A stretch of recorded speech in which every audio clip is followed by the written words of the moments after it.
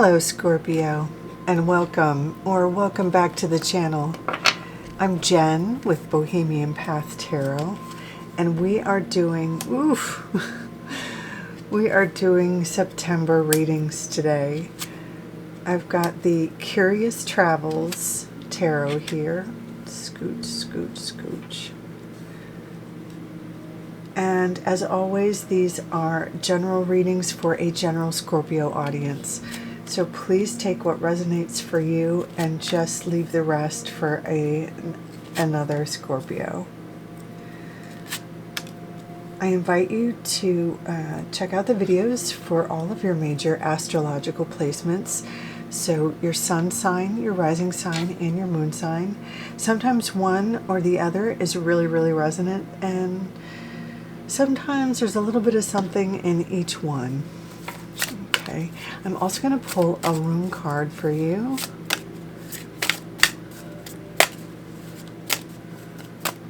Here we go. On Zeus. Okay. Love it. And then we'll also pull a Moonology Oracle card.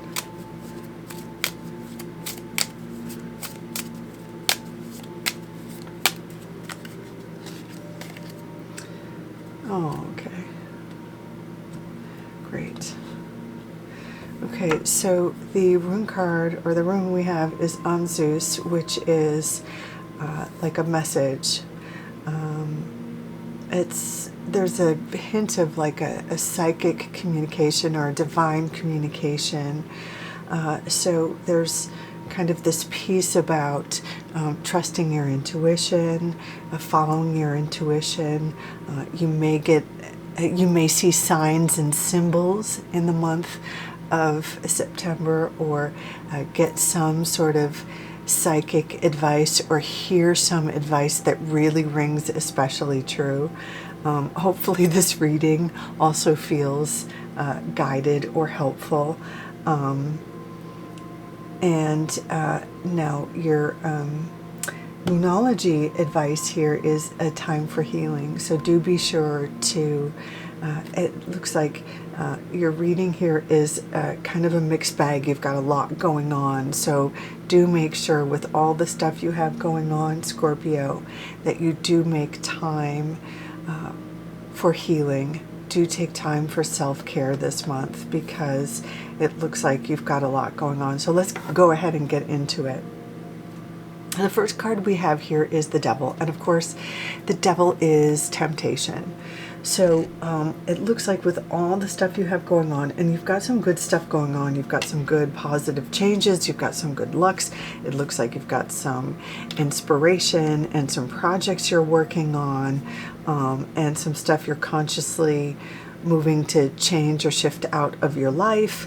But there's also this piece here about temptation, something that maybe you know is not good for you, or you know you've been trying to shift out of or shift away from, that maybe keeps pulling you back, or it keeps you down, keeps you small. This could be something like a bad habit, poor eating, or not exercising enough, not making enough time for self-care, not making enough time for play or socializing with friends. That can be a devil, right? This can be something like drink, or spending too much time online, too much time scrolling TikTok for and not using that time more productively. This could be something like, even if like maybe it could even be something like a bad relationship in your life, an unhealthy relationship, or an unhealthy way of talking to yourself. If you're too mean to yourself, or too harsh on yourself, that can be a bad habit too. It can be a temptation to be too critical of yourself. Now you'll know what's true for you, Scorpio. So the fact that this is showing up for you in the first card here, and it is paired with the Ace of Wands, which is a new beginning or a fresh start with a new project. So in order, the suggestion here that these two are paired together in the first week is suggesting that you've got a great idea, or there's a great opportunity for a new project or a fresh start with this new project, something you're really excited about, something that could be, you can give a lot of your passion, your creativity to, but this other thing is sucking up too much of your time or energy. And if you could stop, giving too much time or energy to this thing, you would have more time to nurture this great project, this great idea that really deserves way more of your time and attention and passion moving forward. So the more you can devote to this and less to this, the more fulfilled you are going to be moving forward in September. And let's just be really clear, this is like a creative project that has the potential to turn into a money-making project, or has the potential to really make a name for yourself. This would be something like a YouTube project, a podcast, maybe even something like an album or a screenplay or something with a creative bent to it. This could be even something athletic, like if you're training for a marathon, or joining a athletic team or dance or something like that. Wands are the suit of our creative spark, our passion, our energy. There's usually that positive ego attachment to it. So this thing we want to be known for, the thing that our name could be attached to, something like we want to be known in the world for, the thing we want to give our time and attention to. That's what wands are. And there's often a creative piece, or sometimes an athletic piece, or it could be both. So right off the bat, there is this call to let go of the temptation to be critical to yourself, or spend too much time drinking or on TikTok or whatever, and really focus on this thing, because next we have the King of Pentacles and the Wheel of Fortune. The Wheel of Fortune is the luck card of the tarot, right? It is the change in fortune. It is where, when you give your attention to this thing and the universe gives you a little heads up, or a little, not heads up, but it gives you a little support as well. That's when things really start to flow. It is the green light. It is easy opportunities. It is out of the blue people wanting your product. You get tons of subscribers. Things just become easier. And the King of Pentacles is like the agent who can bring you more opportunities, can bring you the contract, can negotiate the contract, can help you network. He has, I just say he out of habit. It doesn't necessarily have to be a male.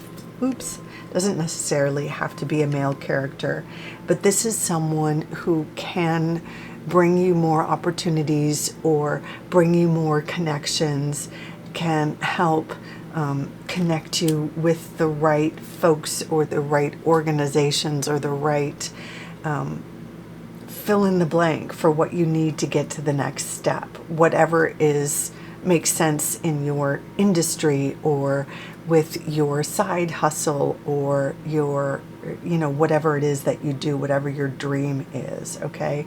So you've got this thing you're working on.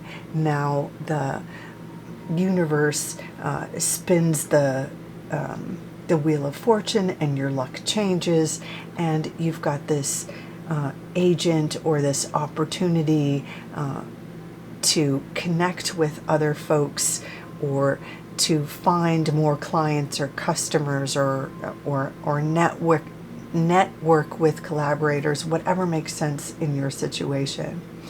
Now, we do see in about the third week, here is an opportunity for an interview or an audition, or in some way a chance for you to put yourself out there. This is like my card for auditions and interviews, and all you have to do is be yourself and do your thing. As long as you show up, you already have the talent and the skill. You know what you do. Just be your charming self, and you win the day.